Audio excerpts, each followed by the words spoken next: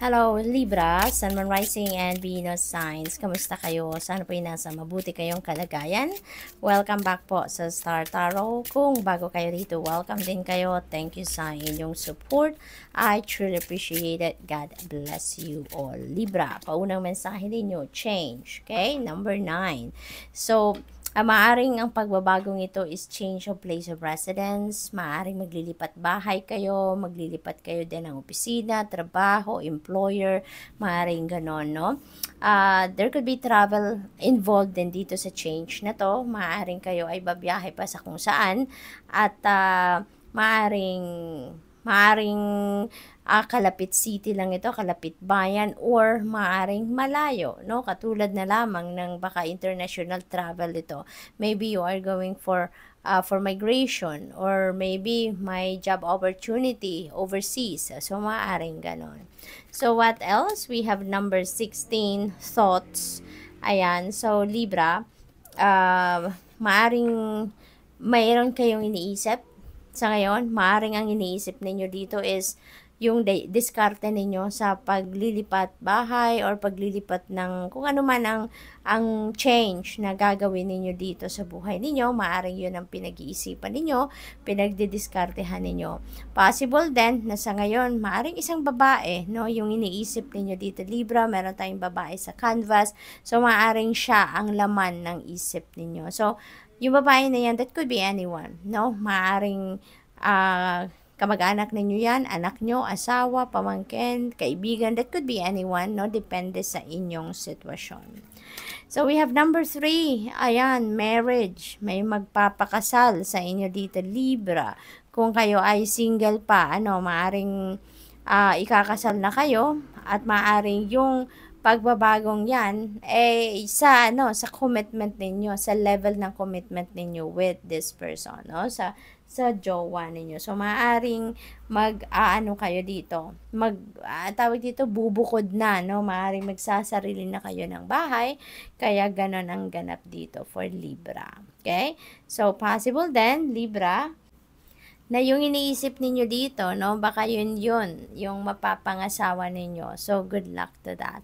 Maybe yung iniisip din ninyo is your plans, your wedding plans, yung wedding details. Maring na marami, no, punong-puno siguro ang isip ninyo. Marami kayong bagay na nilalaman ang isip ninyo at siguro kailangan din siguro ninyo dito na magdesisyon, ano? Kaya medyo malalim ang iniisip ninyo. Privileged lady. Ayan, this is someone na bata pa, no? Maaring ninyo to. Maaring kamag-anak ninyo, no? Pamangkin ninyo, pinsan ninyo, kaibigan, no? That's going to pay you a visit. Or pwede rin na si privileged lady is someone na siguro anak mayaman, no? Maaring ganon ang ganap dyan. Possible din, Libra, no, na baka anak ninyo to, si privileged lady. Possible na ganon. So, for some of you, kasi, syempre, iba-iba naman ang inyong sitwasyon. Iba-iba naman ang inyong katayuan sa buhay, diba? Merong baka, apo na ninyo to, diba? Or maaring anak ninyo, or pamangkin, maaring ganon. So, parang bibisita siya sa inyo. Yun na napipick up ko dito. This privileged lady is also an abundant and prosperous energy, no?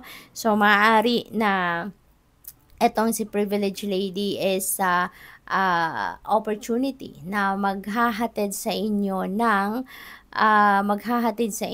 prosperity and abundance, maghahatid sa inyo ng pagkakataon na magkaroon kayo ng financial freedom, financial security and stability, no? Maaring ngayon magsisimula kayong makapag-establish na ng inyong financial empire. So, possible din yan.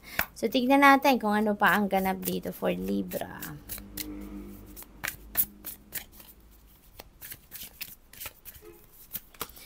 We have angel number 0808.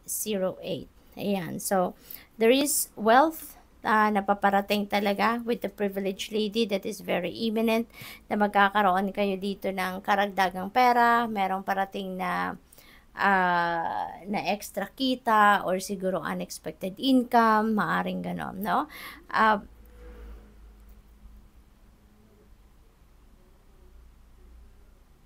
Sabi dito, you will enter a time of expansion, so begin taking steps toward achieving your ultimate objective immediately. Finances will miraculously improve, so talagang malakas ang energy dito na may dadating na kaperahan sa inyo, and somebody has their mindset on you, no? Ayan. So, maaring kayo yung may iniisip at meron ding ibang tao dito na iniisip din kayo, no?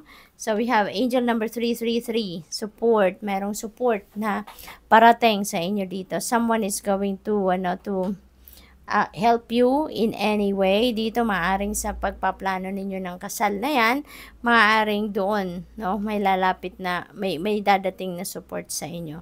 Seeing the angel number 333 is a sign that it's time to focus inward. Work on your skills, discover your talents, and use your imagination. Unleash your inner artist. Doing so will boost your self-esteem and sense of competence. It does wonders for your sense of purpose and contributes to your community.